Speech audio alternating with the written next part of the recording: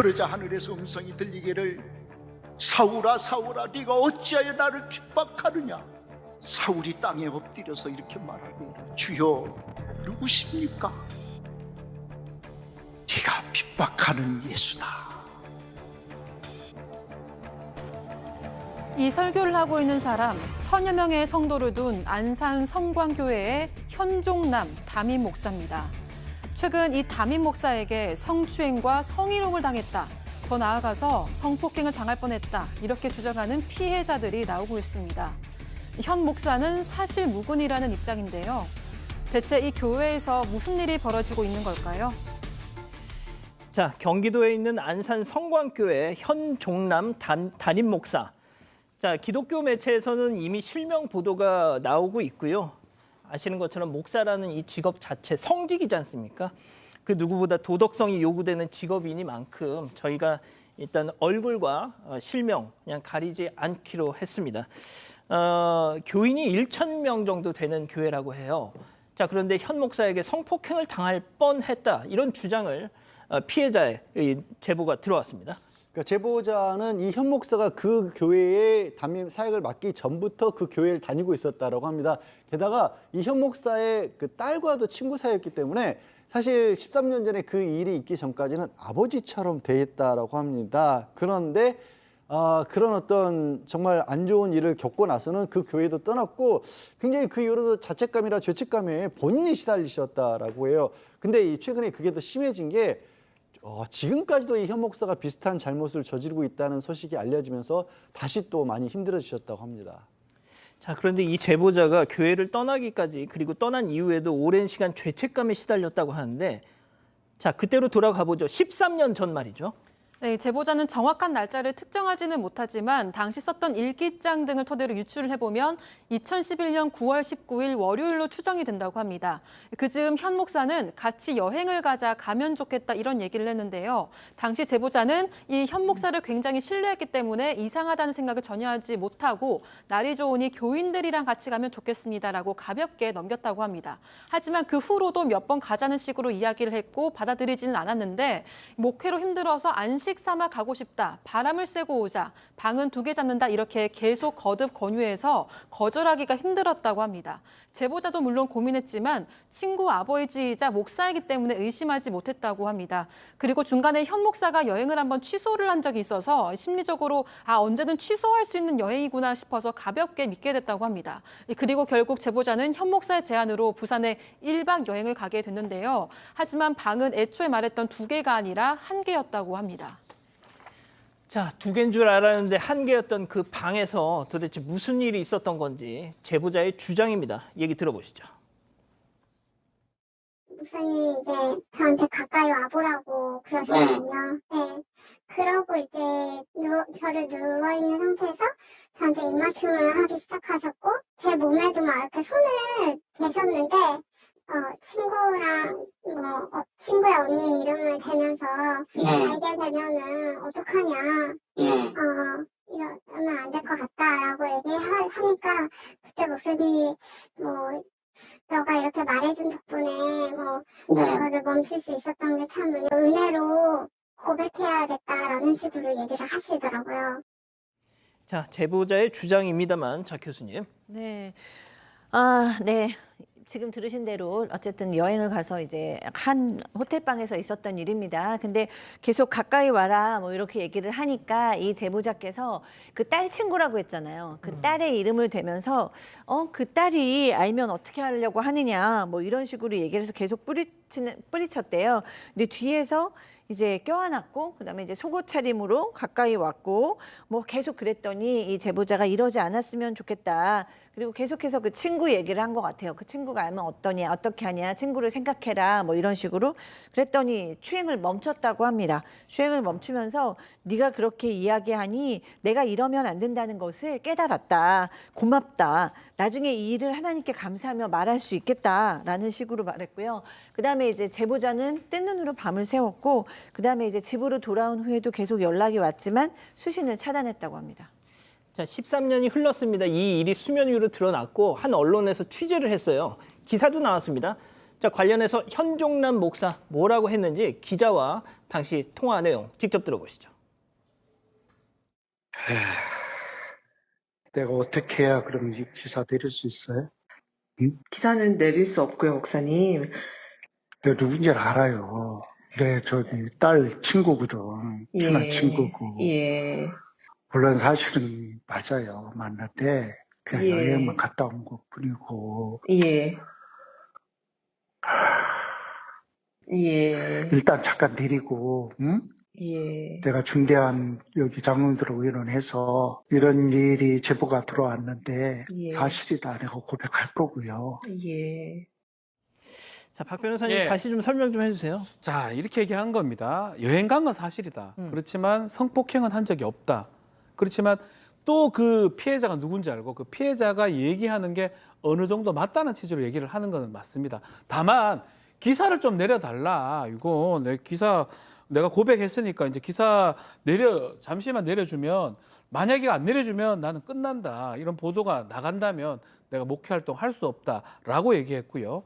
그래서 일단 잠깐 내리고 나중에 다시 올려달라. 이런 식으로 기사에 대한 얘기를 좀 많이 한 것 같습니다. 자, 그런데 이제 기사는 내려가지 않았습니다. 그런데 며칠 뒤에 이 현종남 목사는 완전히 다른 사람이 돼서 교회 이 강단에 섭니다. 체크포인트 짚어보죠. 하나님은 용서하신다. 주일 설교에서 나온 워딩입니다. 그 장면 직접 보시죠. 이제는 새로 회심하는 바울처럼 옛날 현종남 이름이 아니라 개명하여 현종남 이름으로 새롭게 거듭났다. 옛날에 과거에 어떤 사람이든 저도 사람이기 때문에 어떤 과오를 범했던 어떤 죄를 범했던 그 주님이 이미 다 용서해 주셨잖아. 과거를 따지지 말고 과거가 어떻게 됐던 생각하지 말고 이미 하나님이 다 용서해 주신 줄로 믿고 다 잊어버리고 새롭게 출발하는 우리 회심의 주일이 될 수 있기를 간절히 소망합니다. 예, 사도 바울 뭐 아시겠지만 뭐 그 유대교를 뭐 되게 믿으면서 그 기독교인들을 박해하다가 나중에 예수의 음성을 듣고 완전히 환골탈태했던 그런 인물이잖아요. 그렇죠. 저도, 자, 그런데 네. 저는 이 딱 대목 들으니까 영화 밀양에서 그 전도연 씨가 자기 아들을 죽인 그 유괴범을 면회 갔을 때 용서해 주려고 갔는데 네. 이미 하나님이 날 용서해 주셨어. 네. 약간 그 생각이 납니다. 생각이 많이 나더라고요. 그러니까 이제 피해자는 여전히 고통받고 있는데 뭐 하나님이 용서해 주셨다기보다는 이제 스스로 자기를 용서한 상황이죠. 그런데 이 뭐라고 얘기를 했냐면 나는 이제 사도 바울을 자신한테 빗대면서 회심한 바울처럼 이 시간 이후부터라도 회심해서 옛날의 현종남이 아니라 계명한 현종남으로 살겠다. 그리고 어떤 죄를 범했던 그건 주님이 다 이미 용서해 주셨다. 뭐라고 얘기를 했습니다. 네, 그렇기 때문에 이제 이 뭐 피해자의 마음이나 뭐 외부의 판단은 지금 중요하지 않다 뭐 이렇게 해석을 할 수도 있을 것 같은데요. 어쨌든 본인은 그런 마음 상태고요. 그다음에 이제 사건반장 제작진과의 서명 문답에서 앞뒤 말 자르고 기사화한 것은 아주 치밀하게 계획된 사악한 계략이라는 것을 알게 됐고 13년 지낼 일을 전에 일을 지금에 와서 보도한 것에 대해서 허위 사실로 밝혀지면 언론중재위원회에 제소하고 민사 형사상 법적 조치도 하겠다라고 밝혔습니다. 예, 일단은 뭐 지금은 주장 대 주장이 맞서는 상황이니까요. 자, 그런데 양 변호사님 뭐가 됐든 이 현 목사 본인이 처음에는 인정하는 듯 했다가 이게 좀 뉘앙스가 바뀐 거잖아요. 아까 들으신 것처럼 취재하는 기자에게 본인이 인정하는 것처럼 얘기를 했잖아요. 그럼 왜 그렇게 했느냐에 대해서 현 목사는 이렇게 주장하고 있습니다. 사실 예수님도 우리 사람들의 죄를 대신 짊어졌었습니까? 그러니까 이 뉴스가 나고 나서 교회가 굉장히 혼란에 빠질까봐 그러니까 그게 너무 괴로웠다라는 거예요. 그래서 내가 잘못했다라고 하고 그 대신에 기사를 내려주게 되면 교회가 안정될 테니까 자신을 희생하려고 해서 기자에게 그렇게 말했던 건데 그게 실수였다라고 지금 현 목사는 주장하고 있습니다. 그러면서 그때 당시에 교회 주보라든가 다른 일지 같은 걸 보면 그때 뭐 장모님 병문안을 갔다든가 아니면 저녁에 또 다른 세미나 같은 게 있어서 나는 알리바이가 다 있다라고 그렇게 주장을 하고 있고 이에 대해서도 제보자는 그거 나는 믿을 수가 없다라는 입장이고요. 제보자에 따르면 보도가 나간 당일날 저 현 목사의 아내도 제보자에게 전화를 걸었다라는 거예요. 예. 그런데 제보자는 그 아내 뭐 연락도 안 했기 때문에 지난 10년간 전화번호도 저장돼 있지 않았는데 보도 당일날 저렇게 전화가 왔다는 거죠. 그러면 누가 제보를 했다라는 것을 이제 부부가 알았지 알고 있는 않았냐. 거죠. 그 알고 있었다라는 걸 보이는데 제보자 주장은 그거예요. 지금 현 목사는 나는 부산에 간 적도 없다, 알리바 있다라고 했는데 그러면 부산에 갔다고 제보한 자기가 누군지 어떻게 알았을까? 이게 또 자기는 이 제보자분은 의아하다고 하십니다. 지금 아무튼 이 뉴스앤조이 기독교 매체에서 보도한 이후에 많은 또 그 교회 교인들이 현 목사의 설교를 거부하는 움직임도 있다고 합니다. 그러다 보니까 또 그런 교인들을 향해서는 예배 방해죄로 고소하겠다는 또 그런 입장도 밝히고 있다고 해요.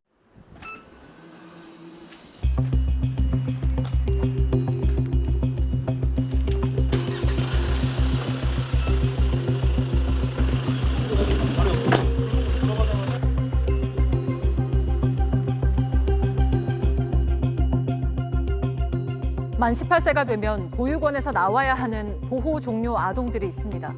부모 없이 막막한 사회에서 홀로 서기를 강요받는 이들의 마지막 울타리는 보호 종료 아동 센터입니다.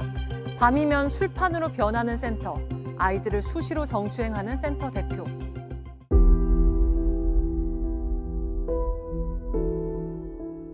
아빠는 해야 전 생각이 들거든요. 가족은 없었고 그래도 어른은 필요하다 생각하고 거의 매일 마셔요. 예배 끝나고 센터에서 술자리를 갖고 너는 술자리에서 분위기 업을 시켜야 되는 사람이다. 전혀 성폭행, 성추행 이게 정말 없었어요.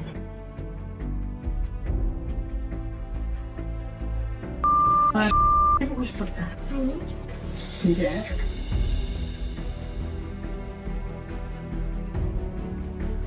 나 지금 성적 수치가 느꼈어요. 그냥 자기 앞에 있으면은 엉덩이를 그냥 기본적으로 만졌던 것 같고 가슴도 만지고 너가 나를 아버지라 생각하면 해줄이 많이 준비하고 있으라고 센터가 피해자들은 자신들에게 지급된 후원금과 기부 물품들도 센터가 빼돌렸다고 주장했습니다. 4천만 원 모아야 되니까 보내라. 어차피 너네가 받을 돈도 아니었는데 우리가 너네 추천해서 받을 수 있게 해준 거야. 기본적으로 들어오는 물품점 중에 좋은 게 있으면 본인이 가져가.